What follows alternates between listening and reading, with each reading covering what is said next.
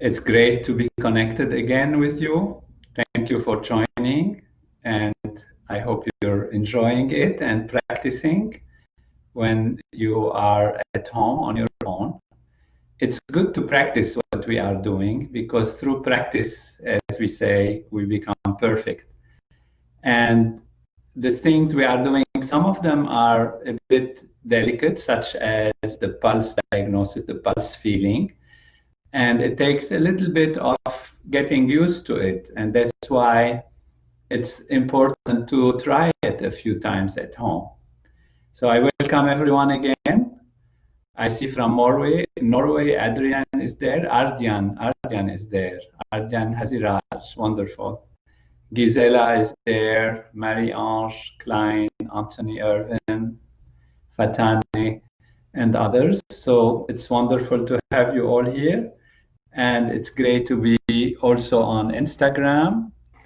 We have many joining, even from Oman. That's wonderful. From all parts of the world, from the east to the west, the US, the Latin America, I can see Canada, also the whole continent, and Europe, we have many, and Middle East also wonderful, and up to Nepal and India are joining. So this is wonderful to be with everyone again. I hope you're settled, sitting comfortably in a quiet place as much as practical and as much as possible.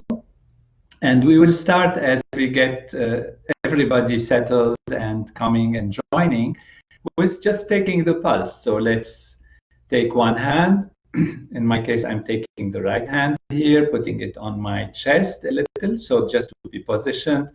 Take my other hand and put it on the pulse, as we have learned, at the base of the thumb. This is my right hand. On the base of the thumb, there is a notch there, a bone. And then we use three fingers, three left fingers, the index, the middle, and the ring finger. And we put the index finger at the side, which is at the level of the bone, just after the bone. And, you know, it's not accurate. So the hand is easy, is relaxed. And we are feeling the pulse from this side of the finger, not from the inside. Of course, if you have nails that are a bit long, then you have to feel a little from the inside. It doesn't matter, it's fine. But ideally, it's from the tip of the fingers, And so therefore, that's why we bend the hand like this and take the pulse like that, rather than like this. Okay, so like you play the piano, the teacher teaches you not to try to play this way, but this way. And in the guitar also, this is the part that feels or that plays on the chords. And here also, this part of the hand is what we use, this part of the finger that is pointing towards the pulse. And so we sit comfortably and we feel our shoulders are relaxed and easy, our face is relaxed. We can close the eyes and just start pressing on our arm, in my case, the right arm. And then as you start pressing, at one point you feel the pulse. Whenever you feel that pulse, you stop pressing. You don't press anymore. So you might feel the pulse on the first finger, on the second finger, on the third finger, wherever it is. You just feel it first. So let's do that. Everyone sitting comfortably, relaxed, shoulders easy, face easy, hands, delicate touch, but we press. And we feel. As soon as we feel something under the finger, we stop. And we keep feeling. If the feeling goes, we press a little more. Any finger. And now we feel the quality of what we are feeling. Is it a jumpy feeling? Is it something hitting hard against the finger sharply, or is it softly? Is it feel rounded? Does it feel soft, sliding, or jumping? Or also, if we have kind of been experienced to doing it, we can even give it a kind of quality. The quality could be dry, could be hot, could be cold, could be oily, could be sharp, like this, these kinds of qualities. Now you say, how can I feel sharp and cold and all of that? It's confusing. What you feel is what is the impression that the pulse gives you in your awareness, in your consciousness, because you're closing the eyes and feeling settled. And then there is, of course, a touch, and the touch is a vibration against the finger.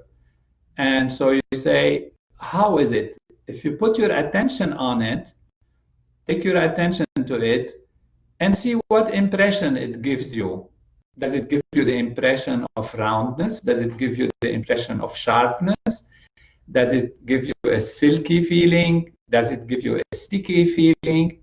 Like this. So all of these kind of values, so we can judge the pulse from these different values. So in order to do it quietly, we need to take some few seconds. So therefore, I'll stop talking for a few seconds, and I will let you just experience this feeling. How is the pulse?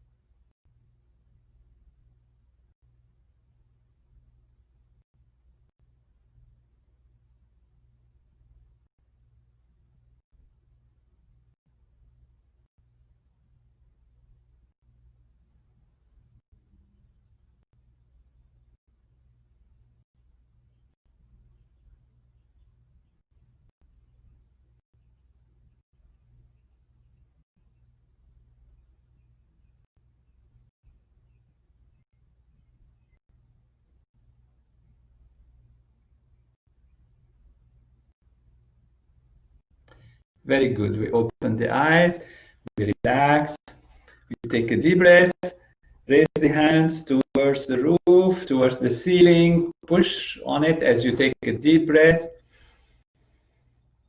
and then let go.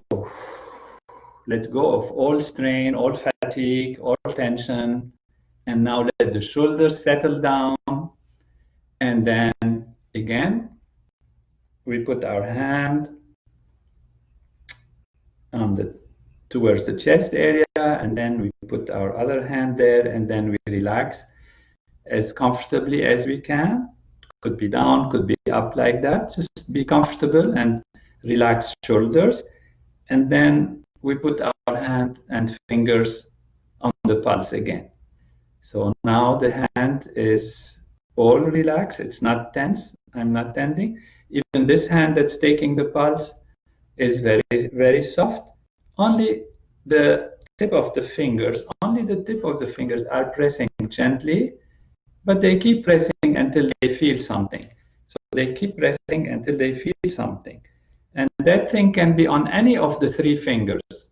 So first we are getting used to feeling any of the three fingers, and then we will start feeling the other fingers. So now we do that, and suppose you're feeling the most on the first finger, the index finger. That's fine. Now we relax. We let go of the first finger a little bit, and we feel the second finger, the middle finger. And if it wasn't there before, we press a little more on the second finger until we feel something. When we feel that thing, whatever pulse is there, now we also analyze it intellectually, feeling-wise, on a soft level of mind, no hardship, of course. What impression does it give you? Is it different from the other finger, or is it the same? Is it maybe feeling deeper and like this warmer? Is it hiding from me? Is it coming at me? jumping at me? Is it sliding? Is it sharp? And when we say it's just a pulse, how can we tell the difference between round and sharp and this and that? When you feel one pulse, it will be always the same. But when you start comparing and you see maybe this finger is a little different, then the difference is what makes the point. You know, so in order to be able to appreciate sharp and round and soft and sliding versus jumping, you know, and as we said on day 3 yesterday, and the part 2, day 3, which was the session before this one, the first, you know, finger represents Vata, the second finger represents Pitta, and the third finger represents Kapha. And so there is Vata, Pitta, Kapha. Now, you might feel under Vata something from Kapha, you might feel under Pitta something from Vata, etc., vice versa. That's fine. That's not what we are doing now. We're not analyzing why this happens. We will have some analysis of that, of course, later to understand why it is happening.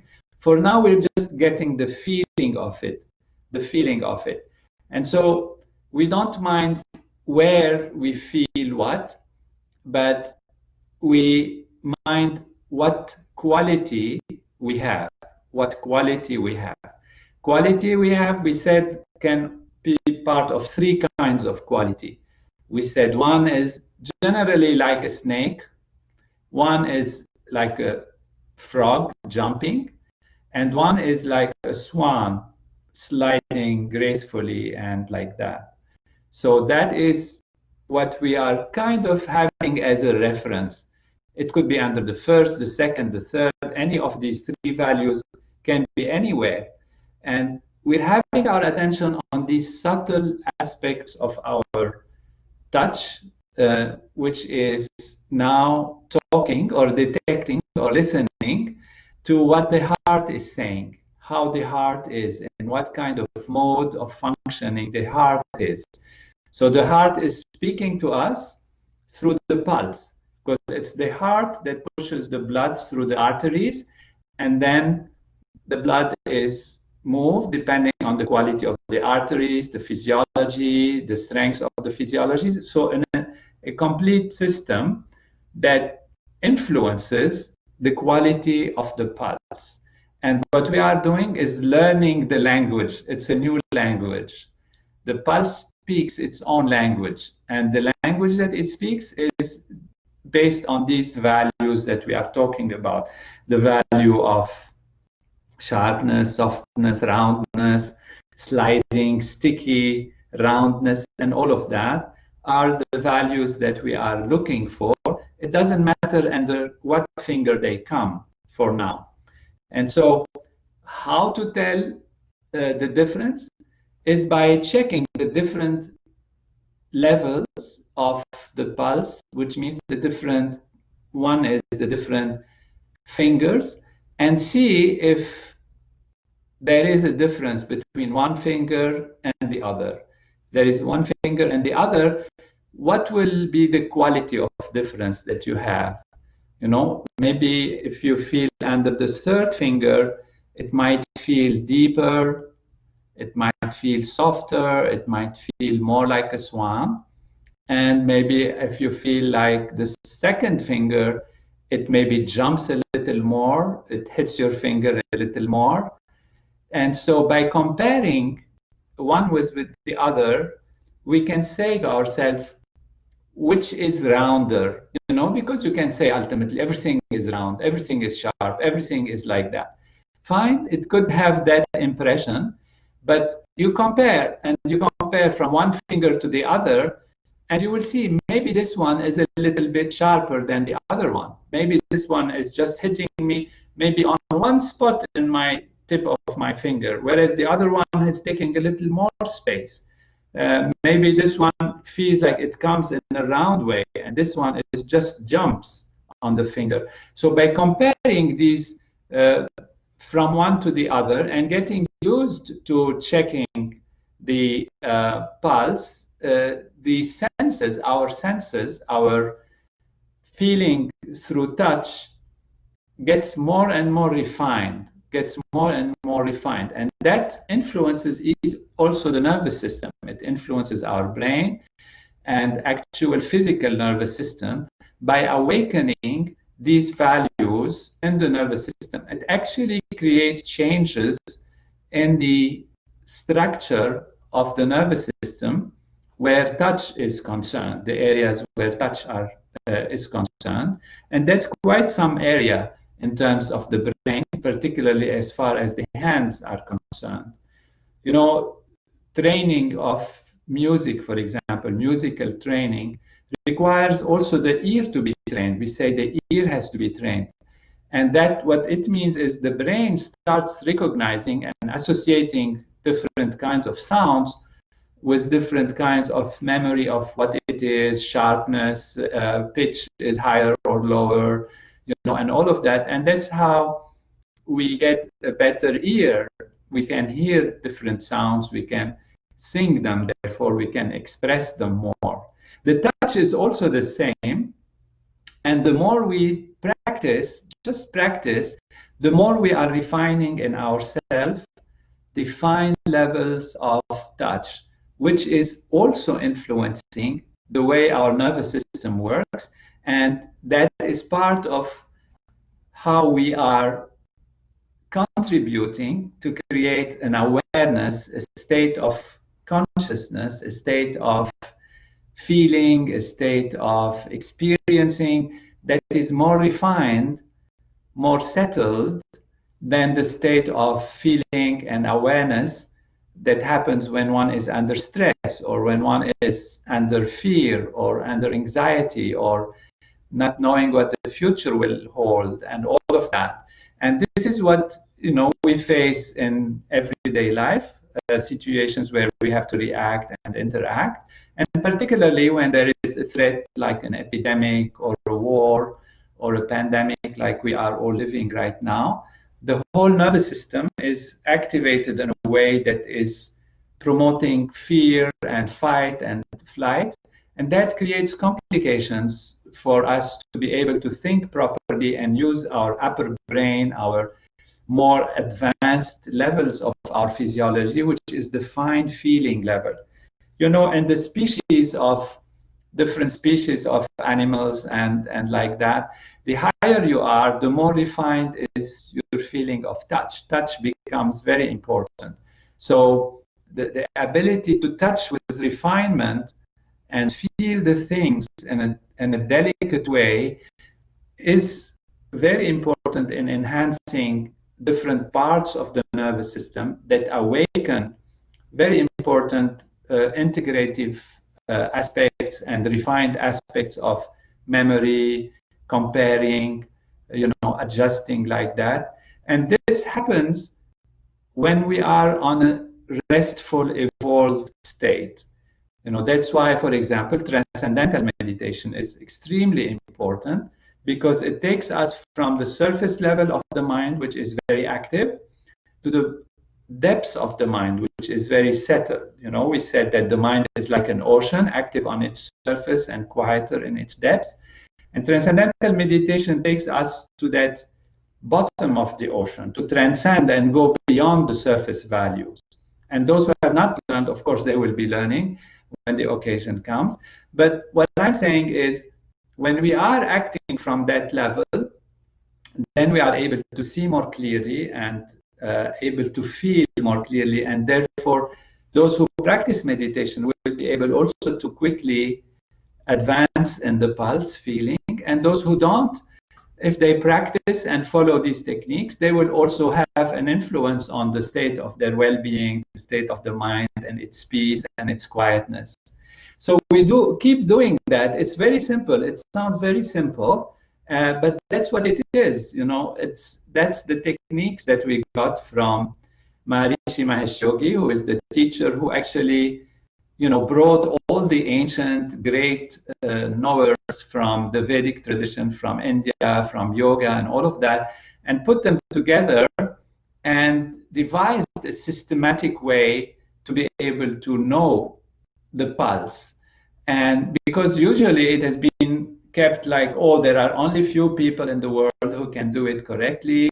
They are very gifted. It's something like on the level of intuition, something on the level of almost magic and esoteric and all of that.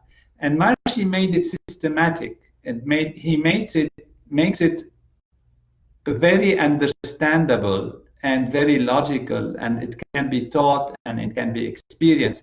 So what we're doing now, is something that has been kept, quite secretly in families and given from parents to children, from teacher to students, in a very strict way, and taking time to do it and practicing it. And now, thanks to Maharishi's teaching, we have it very systematic, and that's what we are learning. And that is not just to feel the pulse or even to try to diagnose, am I today too much vata? Do I have too much pitta? What is my situation? Which are very important aspects. But even for simply the attention that we put on the touch feeling, the attention that we put on listening to our heart, what is it saying? And that means listening to our entire body, because our heart is associated with our body, with our mind, with our consciousness. As we said, it's all one continuum. And this continuum can be felt from almost any aspect. You can analyze the eyes, you can analyze the face, you can analyze the looks, you can analyze the voice, you can analyze, the expressions, and then you can tell a lot about what is happening in one's physiology. But this is really a profound thing, and when we use it, when we try it, it actually itself has a healing, powerful effect on us. So I'm saying this so you understand and you keep doing it, because it might seem like something new to learn, like learning a new language. And why would I learn the language of the heart or the language of the pulse? It's because it keeps you in touch with yourself on a deep level. You can actually put your attention on something, and wherever your attention goes, it has a healing effect, a nourishing effect. Attention is a very powerful effect. Whatever we put our attention on grows stronger in our life. And you put your attention on your deep self and on areas that need healing, and therefore your attention is going to heal. It is a healing aspect. It will heal the physiology. So this is very powerful, and we do it like this and continue to feel the difference in quality between one finger and the other, and also the difference in quality between one time and the other. As we said yesterday, see if you can take the pulse in the morning, take it after food. You can just 1 minute, you check yourself. Just take a little bit like that, see what's my pulse feeling now. And you will start feeling the differences. You start feeling the difference. And you start knowing, yeah, it's like sharpening the ear in music. You are sharpening the touch in this feeling level in relation to the heart and the state of our physiology. And as you do it, it becomes more and more clear that, yes, there is a difference, there is a difference. What you can also do is, once you have put some pressure, you see if you make the pressure a little lighter until almost you don't feel the pulse. And then you see, how does it feel now? And then you press a little more. And then you say, yeah, now it feels a little different. And you press a little more, all the way maybe down, until almost the pulse is stopped. And that you feel also difference. So these are the different layers and levels of the pulse. So there are quality of the pulse, meaning roundness, sharpness, jumpiness, softness, stickiness, etc. There is position of the pulse, which is either the first finger, second finger, or third finger, and that's a lateral position. And there is a depth position also. If I take the pulse on the surface, if I take it in the middle, if I take it all the way down, if I take it in between. And these are the layers, just as an introduction to the different layers that then gives us a huge information that is really something profound about the language that the pulse tells us. So this is a kind of meditation because we are meditating about the reality, about knowledge, about experience. That's why we call it global meditation. But of course, the ultimate meditation is transcending and going beyond all of that and experiencing the self, the true pure self, which is the everything put together. It's our reality plus universe reality. It's pure being, which we really are and which we want to grow into. So now we will go into a meditation and keep practicing. First finger, second finger, third finger, release the pressure, put the pressure back again, go a little deeper, go a little lighter, and your mind is analyzing what quality it is, what quality it is on the surface, what quality it is before I fall asleep, what quality it is in the morning, what quality it is after I eat, what quality it is, before I eat, or when I have a little nap or something like that. And you will start feeling the differences and sharpening your touch. And we will talk more about this tomorrow. Now we will sit easily, comfortably. And again, I want to thank everyone. I have not addressed many. I see Henry is there from Rialto and also from Petersburg. Wonderful. Kendra. Zana Feller is finding kapha. How to find kapha? Sometimes the kapha is a little more deep. So you have to release a little bit the other fingers, not press them, and then keep trying easily to put a little more value. Very good. Sabine is saying there is a froggy feeling. This is great. I can see that everybody is getting there under this finger and that finger. And again, I see from everywhere, from Iran, from on Instagram, from Albania, wonderful. Enrique from Mexico. It's great to have you all. So Florida, Michelle is there, Michelle Delaine, wonderful. Closer to your wrist, there is a question. Yes, the pulse is on the side of the arm and not close to the wrist itself. When you come close to the wrist, it's the beginning of the notch. So you pass that bone, there is a bone there, you can feel a notch, and then it's all soft tissue. You don't have any more the bone. Because if you put it right against the wrist, like here, I'm showing here, then you still have that bone that is there.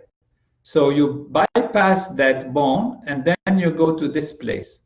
And then you have the three fingers there. Okay? So not just right at the wrist, but you pass that bone, that's the edge of the radial bone, and then it falls into like a soft tissue again, and that's where you will be feeling the pulse. Okay, enjoy, practice, and we will continue tomorrow. Now we will sit comfortably, easily, stretch a little bit, be comfortable, make sure you're sitting easy.